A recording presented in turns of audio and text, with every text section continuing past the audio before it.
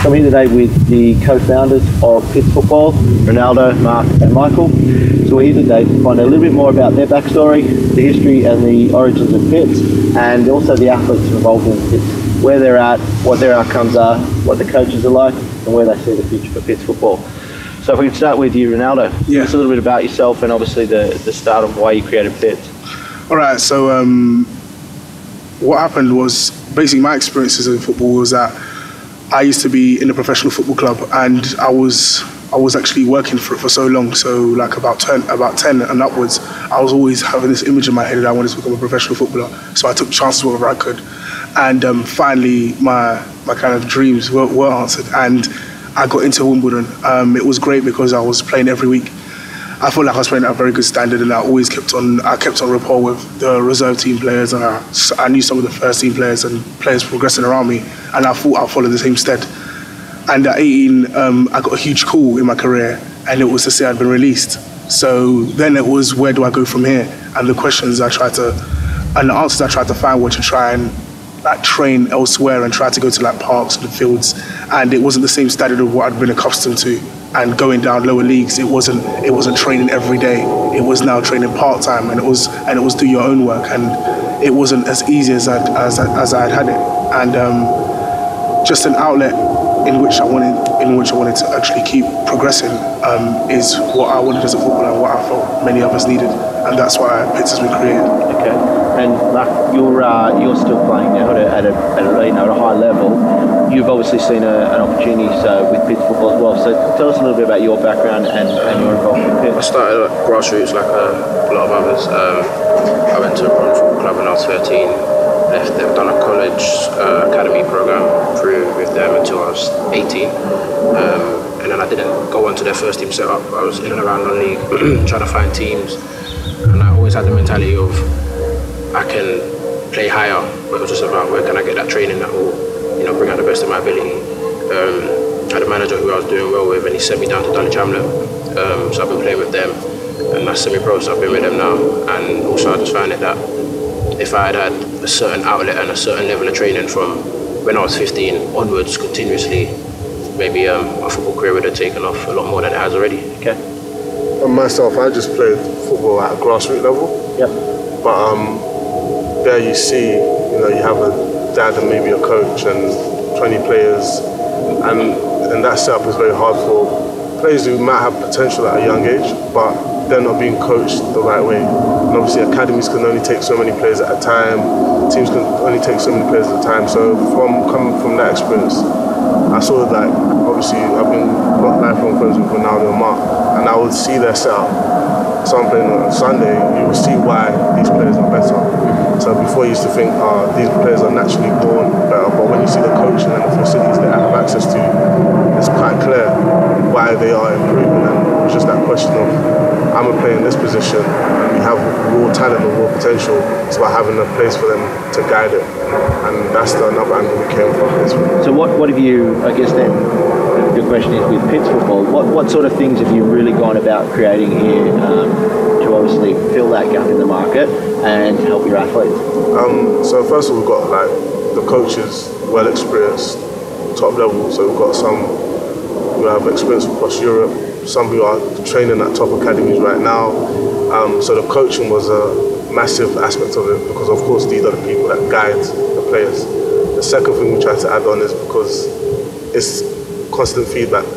So as a player, everyone goes through it, but you only remember parts of your game. So a lot of players, they come in here, on Wednesday we had our first match that was recorded. A lot of players, when we were talking to them originally, it was like, I'm training at this team, I'm this good already. But when they watch themselves back on the screen and they watch key moments of the game, you could see the errors that they are making. And that's another thing we added to it, because this is what the professionals have.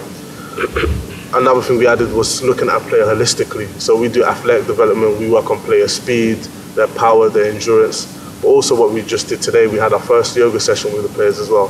So we're looking at all aspects of the players, what the top players are doing, what the elite players are doing. We're saying to these boys, they're doing this, they're this good. you need to be doing the same thing if you have a chance. Okay, so now that setup you're in, you're still very active, you're still, progressing your career. What are the differences you see now with Pits, in terms of what you've created, to the setup you're in at the moment? Because, a lot of players would still like to be at the level you're at. So what's the difference between Pits and a club setup? In terms of non-league, there's some teams where they train at basic 2 days a week, twice a week, and there's a lot of talent in non-league who can go into the pro game and have a very successful career. And I think the small difference is if you're going to go pro, you're going to be training every day, sometimes twice a day. Why not get used to it from now? So Pits provides that. We've got players here who've been in pro clubs all their life, from the age of 10 until now, and they've said, look, I've never had training like this. The way you push me here is something different. So that just goes to show the sort of services we provide for players that is at a pro standard. And if you're gonna go there and try and integrate yourself amongst other pro players, you have to get used to the training from as early as possible. Okay, makes sense. So the athletes that are here. Tell me a little bit about them. Sort of what age groups are they? What's the age span? And what level are they playing at? Okay, so we have players ranging from just 12, 13 to about 21 and to 24, and that's the kind of age range we deal with right now.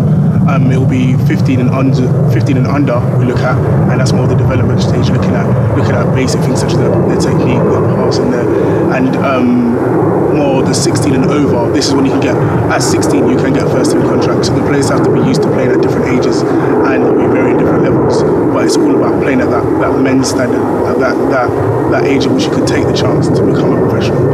And they go more through a lot more technical drills, a lot more shape, and strength and conditioning, and making them a professional player. That's definitely pushing that top end to just produce basically the best athlete they can be. The level they're at, most of the players are around about the semi-pro level, so they're training like Mark just touched on, about twice a week, and they're the players who want to get into the first teams, or if they're in the first teams now, they're the ones who want to get into higher into the league.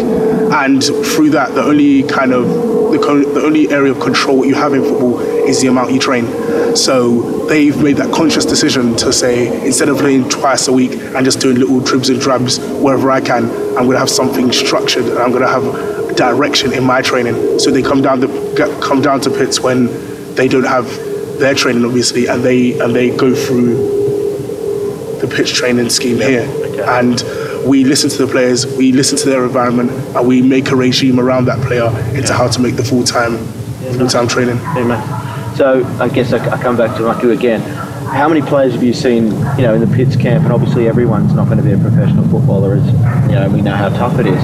How many players have you seen here, in the short space of time? Do you think that have, obviously got at least the foundations to go on and be professional footballers?